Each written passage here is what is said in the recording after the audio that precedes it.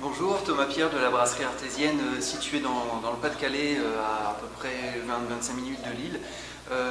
J'ai créé la brasserie en 2007 à la suite de mes études et nous brassons principalement des bières de haute fermentation, des bières de garde, dans la tradition des bières de la région, des bières du Nord, donc des bières bien denses, des bières plutôt bien houblonnées qui donnent du goût et pas mal de convivialité. C'est surtout l'esprit des bières d'ici. Au niveau production, sur la brasserie, on travaille principalement avec des maltes qui sont saveurs en or, c'est-à-dire qui poussent dans la région ou en tout cas au nord de Paris et sont transformés dans les malteries, soit en Belgique très proche d'ici, soit dans la région également, ça dépend un petit peu des fournisseurs. Pour les matières premières, on travaille également avec la coopérative des houblons des Flandres à Métrenne, qui nous fournit tous les houblons pour la bière Saint-Glinglin, pour toute la gamme. Des houblons qui sont assez aromatiques pour donner des côtés fleuris, des côtés herbacés, des côtés agréables à la bière. On travaille avec principalement des houblons aromatiques utilisés en grosse quantité pour donner l'amertume à la bière, ce qui confère aux bières un côté fleuri, un côté herbacé, un côté légèrement agrume suivant la recette, pour avoir des bières avec un goût prononcé et un goût plutôt agréable principalement. Au niveau des levures, on travaille avec des levures qui nous viennent de chez Le Safre, donc une boîte aussi de la région qui est située à côté de Lille. Et nous brassons principalement en fermentation haute, c'est-à-dire que la bière est gardée en fermentation aux alentours de 22 au maximum 24 degrés, ce qui permet à cette température-là de libérer de créer pas mal d'esters pour avoir des goûts légèrement un petit côté banane qu'on peut retrouver sur certaines bières, et dû à une fermentation contrôlée assez haute en température pour avoir un côté toujours plus aromatique et toujours plus fleuri.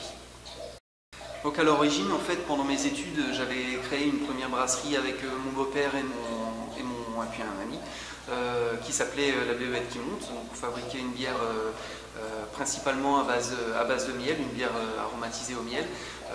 Les ruches d'ailleurs sont encore toujours sur le site de la brasserie et pourquoi pas un jour pouvoir relancer une bière au miel, c'est toujours dans les cartons, toujours dans les idées. Les recettes sont prêtes, il ne reste plus qu'à les brasser.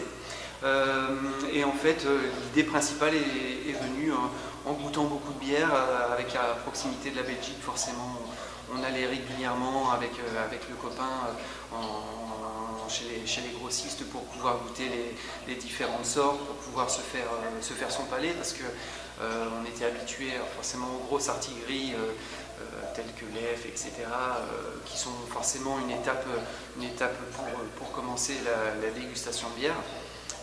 Mais on s'est vite rapproché des bières artisanales.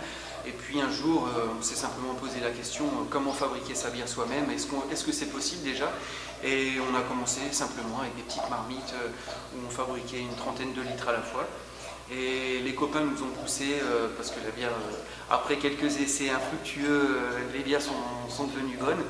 Et puis donc les copains nous ont poussés, on a créé de nouvelles recettes. Et donc on a fait vivre cette brasserie-là pendant un an. J'ai terminé les études en juillet 2007, on a fermé la première brasserie et j'ai recréé cette brasserie-ci, donc la brasserie artésienne, tout seul du coup, avec une nouvelle gamme de produits, mais les recettes étaient déjà travaillées depuis un petit bout de temps. Et puis de fil en aiguille,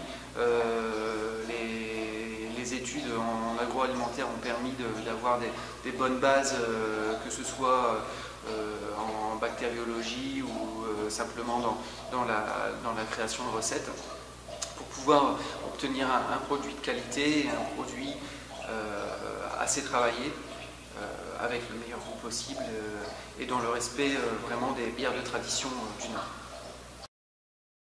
On s'adapte plus ou moins toujours à la demande, hein. C'est vrai qu'en fonction des années, en fonction aussi des collègues des autres brasseries qui produisent de nouvelles types de bières ou font renaître des types de bières existants. En ce moment, c'est pas mal la mode des bières assez houblonnées, des bières IPA, donc India Pale Ale, des bières qui étaient conçues à l'origine par les Anglais pour envoyer dans les colonies et surtout en Inde, donc plus houblonnées pour permettre la traversée, parce que le houblon est un antiseptique naturel. Donc en ce moment, c'est plutôt la mode sur ces bières-ci. On laisse vraiment le houblon s'exprimer en utilisant une quantité assez importante, des variétés vraiment différentes. Surtout que les houblonniers se mettent vraiment à créer de nouvelles variétés, faire des croisements de houblons pour toujours proposer des nouveaux houblons plus amers ou plus aromatiques. Franchement, en fonction de la demande, on peut faire une grande palette de bières différentes. Donc en fait, on s'adapte un petit peu en fonction de ça. La dernière qui était née sur la gamme Saint-Glinglin, c'était donc la Saint-Glinglin houblon, qui a eu une médaille d'argent en 2012 et 2013 au Salon de l'Agriculture. Et après, c'est aussi en fonction des envies, parce que produire toujours les mêmes bières, il y a un côté un petit peu rébarbatif, et du côté artisan, on a vraiment envie de se faire plaisir. C'est surtout l'expérience et l'expérimentation qui est importante.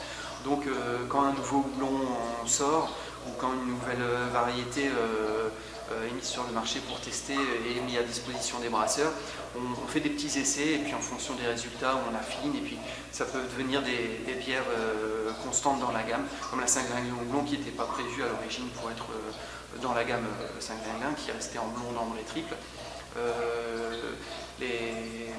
Les remarques des consommateurs étaient vraiment bonnes, et puis envie de goûter des nouvelles choses, et je pense que c'est vraiment ce qu'on peut apporter ici en étant des petites brasseries indépendantes, et puis avec des idées qu'on peut développer rapidement, et